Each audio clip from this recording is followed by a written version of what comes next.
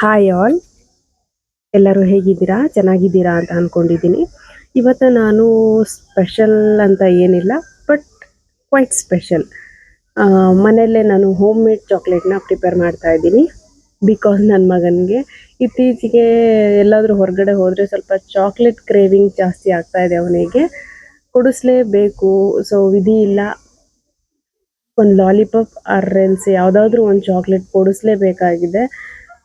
ಹಾಗಾಗಿ ನಾನು ಯೋಚನೆ ಮಾಡಿದೆ, ತೀರಾ ಹೊರಗಡೆ ಚಾಕ್ಲೇಟ್ ತಿಂದು ಸ್ವಲ್ಪ ಹೆಲ್ತ್ ಅಪ್ಸೆಟ್ ಆಗಿಬಿಡ್ಬೋದು, ಎಲ್ಸ್ ಸ್ವಲ್ಪ ಹಲ್ಲಲ್ಲಿ ಕ್ಯಾವಿಟೀಸು ಅದು ಇದು ಅಂತ ಹೇಳಿ ಪ್ರಾಬ್ಲಮ್ ಆಗ್ಬೋದು ಅಂತ ನಾನು ಮನೆಯಲ್ಲೇ ಮಾಡಬೇಕು ಅಂತ ಇವತ್ತು ಹೋಮ್ ಮೇಡ್ ಚಾಕ್ಲೇಟ್ನ ಪ್ರಿಪೇರ್ ಮಾಡ್ತಾ ಇದ್ದೀನಿ.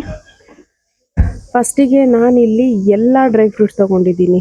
ಬಾದಾಮ್, ಕಾಜು, ಪಿಸ್ತಾ, makhana, walnut, water melon seed, pumpkin seed, ಹಾಗೆ ಸ್ವಲ್ಪ ಎಳ್ಳು ಕೂಡ ತಗೊಂಡಿದ್ದೀನಿ. ಸ್ವಲ್ಪನ ನಾನು ಇಲ್ಲಿ ಅರ್ಧ ಬೌಲಷ್ಟು ಕ್ವಾಂಟಿಟಿ ತಗೊಂಡಿದ್ರು ಕೂಡ ನನಗಿದು ಸಾಕಷ್ಟು ಆಗುತ್ತೆ. ಸ್ವಲ್ಪ ಚಾಕ್ಲೇಟ್ ಪ್ರಿಪೇರ್ ಮಾಡ್ತೀನಿ, ಇನ್ನು ಸ್ವಲ್ಪ ಡ್ರೈ ಫ್ರೂಟ್ ಲಡ್ಡು ಥರ ಮಾಡ್ಕೋತೀನಿ.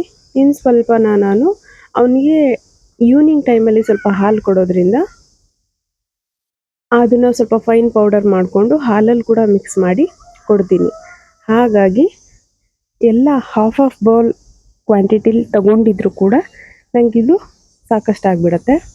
ಇಲ್ಲಿ ನಾನು ಸ್ವಲ್ಪ ಎಲ್ಲದನ್ನು ಕ್ವಾಂಟಿಟಿ ಏನು ತಗೊಂಡಿದ್ದೀನಲ್ಲ ಹಾಗೆ ಪ್ಯಾನಲ್ಲಿ ಲೈಟಾಗಿ ನಾನು ಇದನ್ನು ಹುರ್ಕೋತಾ ಇದ್ದೀನಿ. ಅಂತ ಅಂದರೆ ತೀರಾ ಕಪ್ಪಗೂ ಆಗೋದಲ್ಲ, ತೀರಾ ರೋಸ್ಟ್ ಆಗೋ ಥರನೂ ಅಲ್ಲ. ನಾನು ಸ್ವಲ್ಪ ಈ ನಡುವೆ ಡೇಟ್ಸ್ ಖಾಲಿಯಾಗಿತ್ತು, ಖರ್ಜೂರ. ಸೊ ಅದಕ್ಕೋಸ್ಕರ ಈ ಡ್ರೈ ಫ್ರೂಟ್ಸು ಆಲ್ಮೋಸ್ಟ್ ವಾಲ್ನಟ್ ಸ್ವಲ್ಪ ಒಗ್ರು ಬರೋ ಥರ ಆಗುತ್ತೆ, ಹಾಳಾಗಿ ಹೋಗ್ಬಿಡುತ್ತೆ. ಹಾಗಾಗಿ ಅದೊಂದು ತರೋ ತನಕ ಎಲ್ಲ ಫ್ರಿಜ್ಜಲ್ಲೇ ಇರಲಿ ಅಂತ ಫ್ರಿಜ್ಜಲ್ಲಿ ಸ್ಟೋರ್ ಮಾಡಿದ್ದೆ. ಆ್ಯಕ್ಚುಲಿ ನಾರ್ಮಲಿ ನಾವು ಡ್ರೈ ಫ್ರೂಟ್ಸ್ನ ರೆಫ್ರಿಜರೇಟರಲ್ಲಿ ಸ್ಟೋರ್ ಮಾಡಬಾರ್ದು, ಆದರೆ ನಾನು ವಾಲ್ನಟ್ ಎಲ್ಲ ಹಾಳಾಗಿ ಹೋಗುತ್ತೇನೋ ಅಂತ ಹೇಳಿ ಸ್ವಲ್ಪ ಫ್ರಿಜ್ಜಲ್ಲಿ ಸ್ಟೋರ್ ಮಾಡಿದ್ದೆ. ಹಾಗಾಗಿ ಸ್ವಲ್ಪ ಕೋಲ್ಡ್ ಇತ್ತು, ಸ್ವಲ್ಪ ಕ್ರಿಸ್ಪಿ ಅನ್ನೋ ಥರ ನಾನು ಇಲ್ಲಿ ಪ್ಯಾನಲ್ಲಿ ಹುರ್ಕೋತಾ ಇದ್ದೀನಿ. ಇಲ್ಲಿ ನಾನು ಬಾದಾಮಿ ಸ್ವಲ್ಪ ಜಾಸ್ತಿ ಹಾಕಿದ್ದೀನಿ, ಗೋಡಂಬಿ ನಾನು ಸ್ವಲ್ಪ ಕಡಿಮೆ ಹಾಕಿದ್ದೀನಿ. ಯಾಕೆ ಅಂದರೆ ಗೋಡಂಬಿ ಸ್ವಲ್ಪ ಹೀಟು, ಇನ್ನು ಮಕ್ಳಿಗೆ ಕೊಡೋದ್ರಿಂದ ಇದು ಹೀಟ್ ಹೇಗಾಗುತ್ತೆ ಅಂತ ಹೇಳೋಕ್ಕಾಗಲ್ಲ. ಕೆಲವೊಂದು ಮಕ್ಕಳಿಗೆ ಕಾನ್ಸ್ಟಿಪೇಷನ್ ಆಗ್ಬೋದು, ಇಲ್ಲ ಯೂರಿನ್ ಬರ್ನ್ ಆಗ್ಬೋದು, ಇಲ್ಲ ಅಂದರೆ ಬಾಯಲ್ಲಿ ಹುಣ್ಣಾಗೋ ಥರ ಆಗುತ್ತೆ. ಸೊ ಯಾವ ಥರ ಹೀಟ್ ಆಗುತ್ತೆ ಅಂತ ಹೇಳೋಕ್ಕಾಗಲ್ಲ. ಆಮೇಲೆ ಕಾನ್ಸ್ಟೆಂಟ್ಲಿ ಅವರಿಗೆ ನಾವು ನೀರು ಕುಡಿಸಿದ್ರೆ ಮಾತ್ರ ಕುಡಿತಾರೆ ಕೆಲವೊಂದು ಮಕ್ಕಳು. ಸೊ ನನ್ನ ಮಗ ಆಲ್ಮೋಸ್ಟ್ ನೀರು ಕುಡಿತಾನೆ, ಬಟ್ ಅವನಿಗೆ ಸ್ವಲ್ಪ ಹೀಟ್ ಬೇಗ ಆಗುತ್ತೆ. ಇತ್ತೀಚೆಗೆ ಮುದ್ದೆನೂ ಕೂಡ ತಿಂತಾ ಇದ್ದಾನೆ, ಜೊತೆಗೆ ನಾನು ಗೋಧಿ ಮುದ್ದೆ ಕೂಡ ತಿನ್ನಿಸ್ತಾ ಇದ್ದೀನಿ. ಸೊ ಇದೆಲ್ಲ ಸೇರಿ ಅವನಿಗೆ ಬಾಡಿ ಹೀಟ್ ಆಗದೆ ಇರಲಿ, ಏನೋ ಒಂದು ಒಳ್ಳೇದು ಮಾಡೋಕ್ಕೆ ಹೋಗಿ ಎಲ್ಲೋ ಒಂದು ಸೈಡ್ ಎಫೆಕ್ಟ್ ಆಗಿಬಿಡುತ್ತೆ ಅಂತ ಅಷ್ಟೆ. ಸೊ ಹಾಗಾಗಿ ನಾನು ಇಲ್ಲಿ ಗೋಡಂಬಿನ ಸ್ವಲ್ಪ ಹಾಕಿದ್ದೀನಿ. ಸೊ ಈಗ ನಾನು ವಾಟರ್ ಮೆಲನ್ ಸೀಡ್ ಮತ್ತು ಪಂಪ್ಕಿನ್ ಸೀಡ್ನ ಹಾಕಿದ್ದೀನಿ. ವಾಲ್ನಟ್ನ ಅದ್ರ ಜೊತೆಗೆ ಹಾಕಿ ಹುರಿತಾ ಇದ್ದೀನಿ. ವಾಲ್ನಟ್ ಆಲ್ಮೋಸ್ಟ್ ಕ್ರಿಸ್ಪಿ ಇರುತ್ತೆ, ನಾವು ಎಷ್ಟೇ ಫ್ರಿಜ್ಜಲ್ಲಿ ಇಟ್ಟರೂ ಕೂಡ ಸ್ವಲ್ಪ ಮುರಿದ ತಕ್ಷಣ ನೀಟಾಗಿ ಬರುತ್ತೆ, ಕ್ರಿಸ್ಪಿ ಆಗುತ್ತೆ. ತುಂಬ ಸಣ್ಣ ಮಕ್ಕಳಿಗೆ ಸ್ವಲ್ಪ ಮಿಲ್ಕ್ ಪೌಡರ್ ಥರನೋ ಇಲ್ಲ ಸರೀಲ್ ಹಾಕೋದಾದ್ರೆ ಬಾದಾಮಿಲಿರೋ ಸಿಪ್ಪೆನ ಒಂದಿನ ಮುಂಚೆನೇ ನೆನೆಸಿಟ್ಟು ನೆಕ್ಸ್ಟ್ ಡೇ ಅದನ್ನು ಸಿಪ್ಪೆ ತೆಗೆದು ಆಮೇಲೆ ರೋಸ್ಟ್ ಮಾಡಿ ಈ ಥರ ಪೌಡ್ರ್ ಮಾಡ್ಕೊಳ್ಳಿ. ಯಾಕೆ ಅಂದರೆ ಬಾದಾಮಿ ಸಿಪ್ಪೆ ಬೇಗ ಡೈಜೆಸ್ಟ್ ಆಗೋದಿಲ್ಲ ಅಂತ ಹೇಳ್ತಾರೆ. ಸೊ ಇಲ್ಲಿ ನನ್ನ ಪಾಪು ಸ್ವಲ್ಪ ದೊಡ್ಡವನಿರೋದ್ರಿಂದ ನಾನು ಸಿಪ್ಪೆಯನ್ನು ತೆಗ್ದಿಲ್ಲ, ಸ್ವಲ್ಪ ಫೈನ್ ಪೇಸ್ಟ್ ಮಾಡ್ಕೋತೀನಿ. ತೀರಾ ಸಣ್ಣ ಮಕ್ಕಳಿದ್ರೆ ನೀರು ಸ್ವಲ್ಪ ಕಡಿಮೆ ಕುಡಿತಾರೆ, ಇಲ್ಲ ಅವರಿಗೆ ತುಂಬ ಸಾಫ್ಟ್ ಫುಡ್ ಬೇಕಾಗತ್ತೆ. ಇನ್ನು ಫೀಡ್ ಮಾಡೋ ಅಂಥವ್ರಿದ್ರೆ ಈವನ್ ಓವರ್ ಫೀಡಿಂದನೂ ತುಂಬ ಬಾಡಿ ಹೀಟ್ ಆಗುತ್ತೆ, ಇಲ್ಲಾಂದರೆ ಕಾನ್ಸ್ಟಿಪೇಷನ್ ಪ್ರಾಬ್ಲಮ್ ಆಗುತ್ತೆ. ಹಾಗಾಗಿ ಈ ಒಂದು ಸಣ್ಣ ಟಿಪ್ಸ್ನ ಫಾಲೋ ಮಾಡಿ. ನಾನಿಲ್ಲಿ ಮಖಾನನ ಫಾರ್ ದ ಫಸ್ಟ್ ಟೈಮ್ ನನ್ನ ಮಗನಿಗೆ ಇಂಟ್ರೊಡ್ಯೂಸ್ ಮಾಡ್ತಾ ಇರೋದು. ಮೀನ್ಸ್ ಫಸ್ಟ್ ಟೈಮ್ ಅವನಿಗೆ ತಿನ್ನಕ್ಕೆ ಕೊಡ್ತಾ ಇದ್ದೀನಿ. ಸೊ ಇದು ಕೂಡ ಸ್ವಲ್ಪ ಬೇಗನೆ ಹುರಿದಷ್ಟು ಸ್ವಲ್ಪ ಬೇಗನೆ ಇದು ಕೂಡ ತುಂಡಾಗೋ ಥರ ಪುಡಿ ಪುಡಿ ಆಗೋ ಥರ ಹುರಿದೋಗ್ಬಿಡುತ್ತೆ. ಸೊ ಇದನ್ನು ಸ್ಪೂನಲ್ಲಿ ತಿರುಗ್ಸೋಕ್ಕಿಂತ ಹೀಗೆ ತಿರುಗಿಸಿದ್ರೇ ಸರೌಂಡಿಂಗ್ ಆಲ್ ಓವರ್ ಇದು ಚೆನ್ನಾಗಿ ಹುರಿಯುತ್ತೆ ಅಂತ ಹೇಳಿ ಈ ಥರನೇ ರೊಟೇಟ್ ಮಾಡ್ತಾ ಇದ್ದೀನಿ. ಸೊ ಇಲ್ಲಿ ನಾನು ಸ್ವಲ್ಪ ಎಳ್ಳು ಕೂಡ ಹಾಕ್ತಾ ಇದ್ದೀನಿ.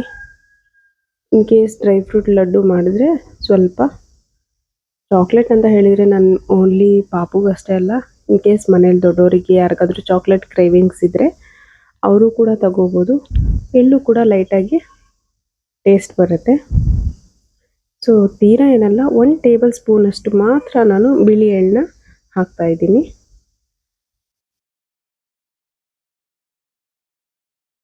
ಈಗ 2 ಅಂದರೆ ಮಖಾನ ಎಳ್ಳು ಎರಡೂ ನಾನು ನೀಟಾಗಿ ಹುರ್ಕೋತಾ ಇದ್ದೀನಿ. ಸೊ ಆಲ್ಮೋಸ್ಟ್ ಇಷ್ಟೊತ್ತಿಂದ ಪ್ಯಾನ್ ಸ್ವಲ್ಪ ಹೀಟ್ ಇರೋದ್ರಿಂದ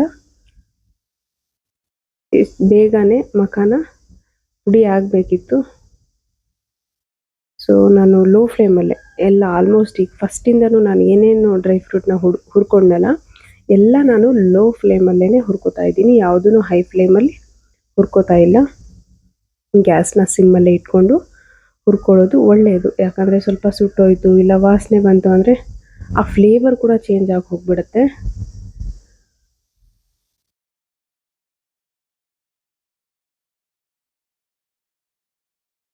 ಸೊ ಸ್ವಲ್ಪ ಸಾಸಿವೆ ಬೇಗ ಹುರ್ಕೊಂಡು ಆಯಿತು. ನಾನೀಗ ಗ್ಯಾಸ್ನ ಕಂಪ್ಲೀಟಾಗಿ ಆಫ್ ಮಾಡಿದ್ದೀನಿ. ಏನು ಪ್ಯಾನ್ ಹೀಟ್ ಇದೆಯಲ್ಲ ಆ ಹೀಟಲ್ಲೇ ಅದು ಕ್ರಿಸ್ಪಿ ಆಗಿಬಿಡತ್ತೆ.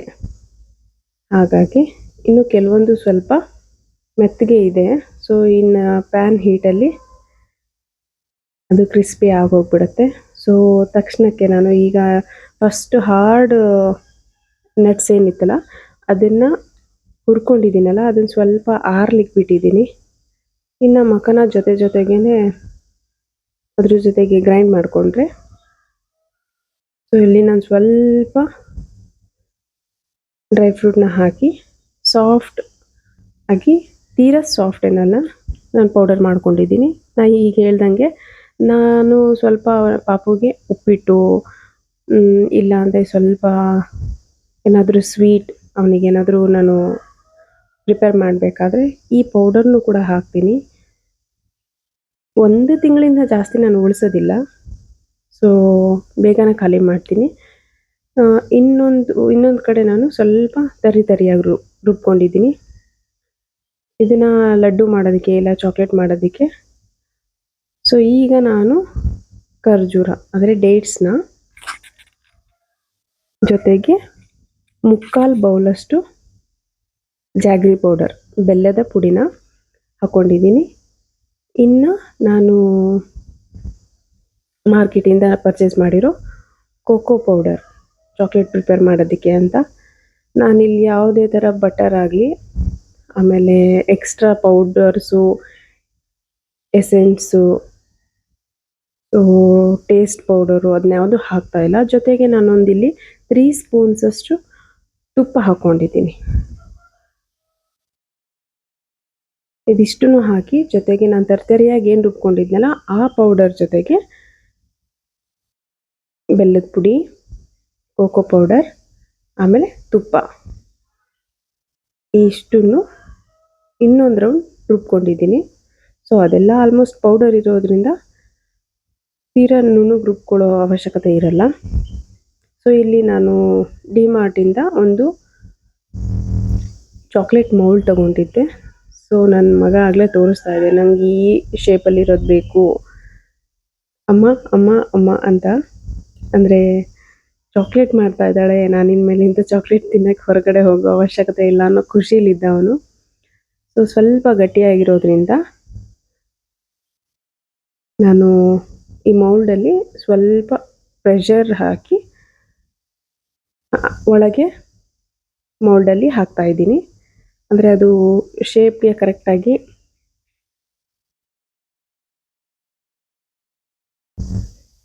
ಸೊ ಇನ್ನು ಮಿಕ್ಕಿದ್ದು ನಾನು ರೋಲ್ ಮಾಡ್ಕೋತಾ ಇದ್ದೀನಿ, ಅಂದರೆ ರೌಂಡಲ್ಲಿ ತಗೋತಾ ಇದ್ದೀನಿ.